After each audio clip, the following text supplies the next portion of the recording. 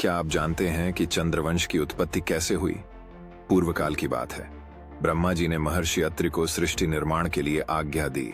तब उन्होंने सृष्टि की शक्ति प्राप्त करने के लिए अनुत्तर नामक तप किया।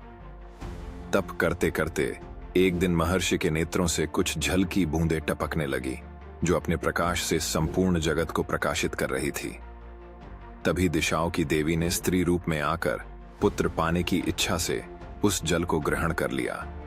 फिर उनके उदर में वह जल गर्भ रूप से स्थित हुआ, किंतु वे उसे धारण करने में असमर्थ हो गई और अंततः उन्होंने उस गर्भ को त्याग दिया। तब ब्रह्मा जी ने उनके छोड़े हुए गर्भ को एकत्रित करके उसे एक तरुण पुरुष के रूप में प्रकट किया, जो सब प्रकार के आयुधों को धारण करने वाला था।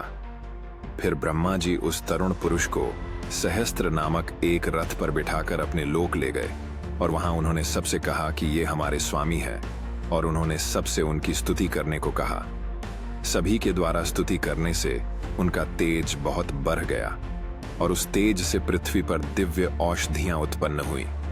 इसी से चंद्रमा औषधियों के स्वामी हुए। वे शुक्ल पक्ष में बढ़ते और कृष्ण पक्ष में सदा क्षीण होते रहते हैं। तो कुछ काल के बाद प्रचेताओं के पुत्र दक्ष ने अपनी 27 कन्याएं चंद्रमा को पत्नी रूप में अर्पण की।